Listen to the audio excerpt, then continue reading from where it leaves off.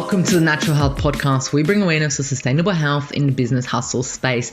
Natural Health Podcast is perfect for the high-performing, business-minded individuals who want to work with their biochemistry to achieve success and optimal health.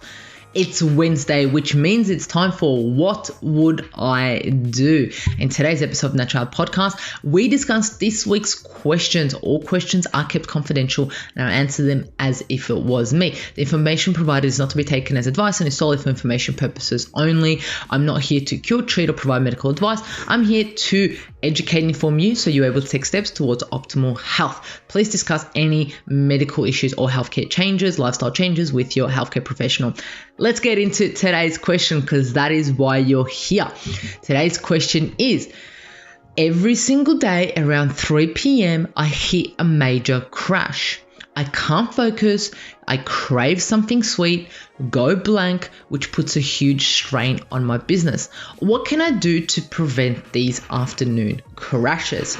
Wow, what an absolutely amazing question. I mean, I've experienced these crashes, you're experiencing them, and I'm pretty sure the listeners listening have experienced them, right? But what is the afternoon crash? So I thought I'll go a little bit into it, right?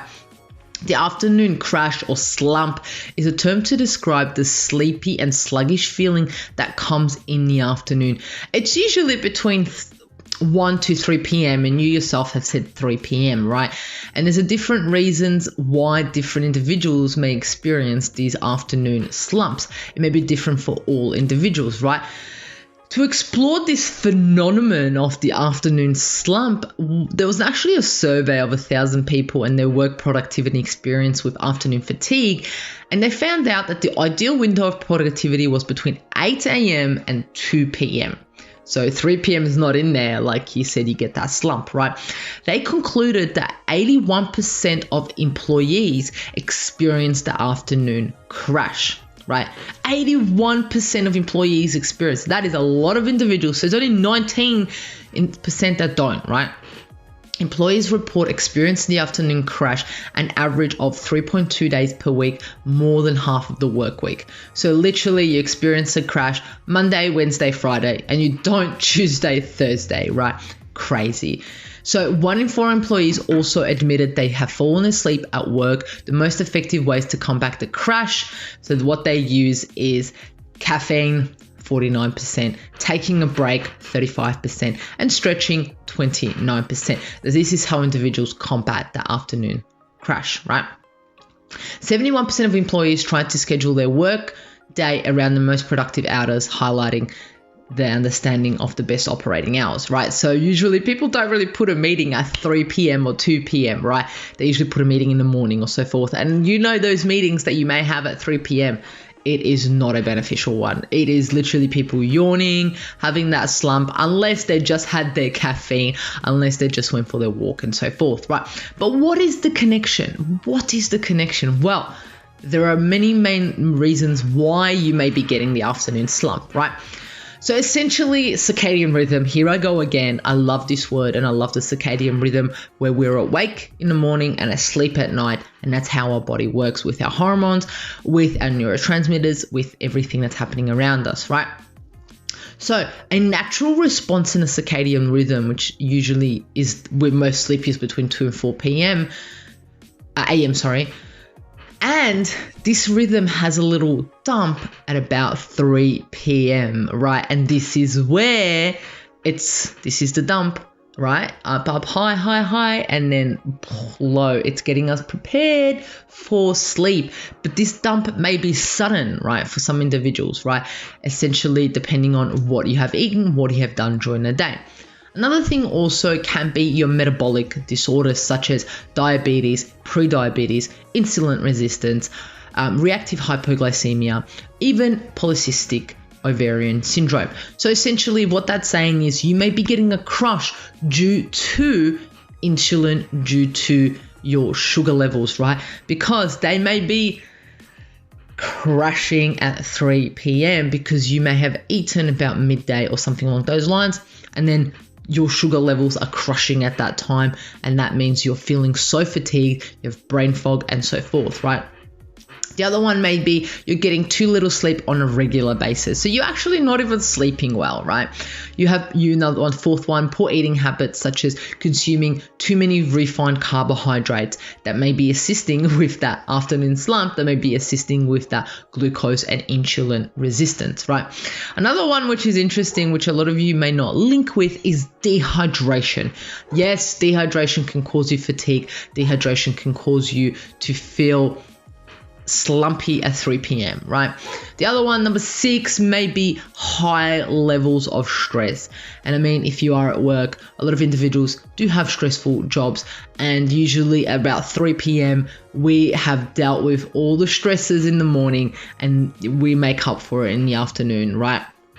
But some questions to ask yourself, right? Some questions to ask yourself if you do have this afternoon slump are, how was your sleep the night before? Okay, what did you have for lunch that day? Was it heavy in refined carbohydrates, which essentially is resulting in that dump of insulin, the dump of sugar, glucose, right?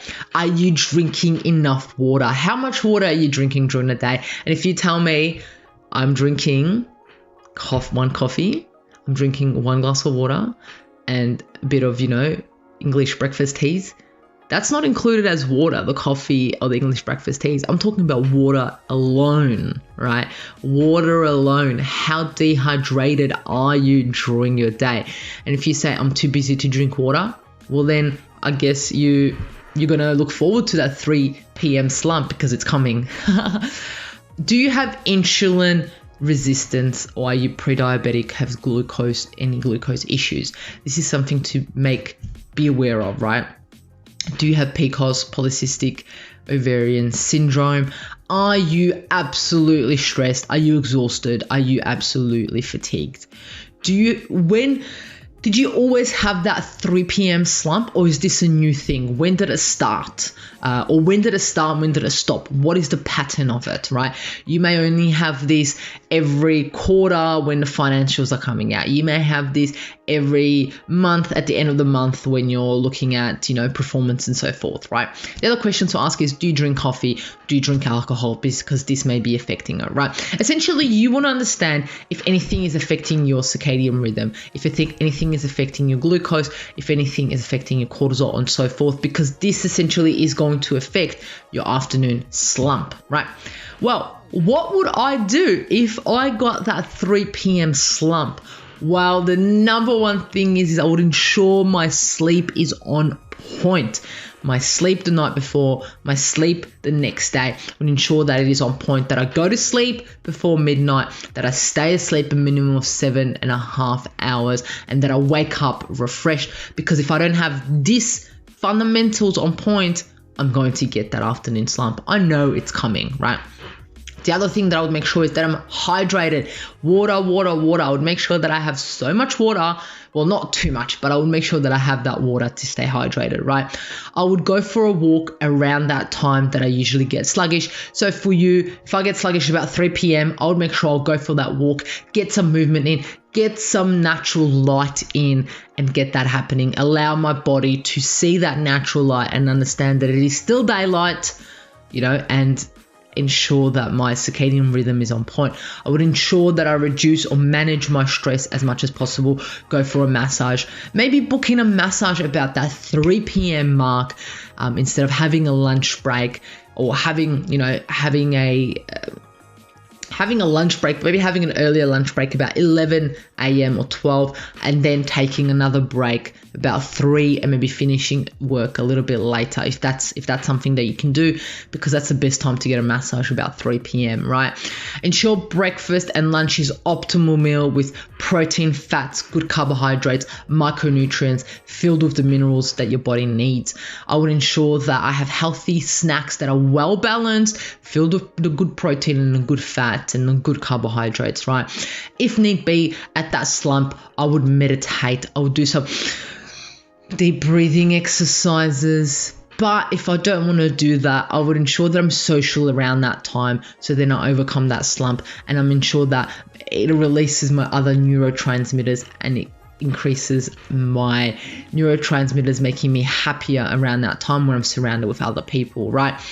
And then essentially the bottom line is, if you are at home or if you have the possibility of taking a little power nap, that's the best time to take a power nap, is between those hours, right? No later than like 3:30 p.m. and they have to be less than 20 minutes, right? So there you have it. There's some things that I would do if I was getting the afternoon slump. I hope this sheds some light to your question. Anyone listening who may have a similar issue, if you have any questions, please feel free to contact me at mihaela.raguz on Instagram, and I'll be in touch with you and hopefully be able to answer your question via the Natural Health Podcast. Remember, you are not alone in the journey to optimal health. I'm here to assist you and make your journey a pleasant one. Until next Wednesday, love you.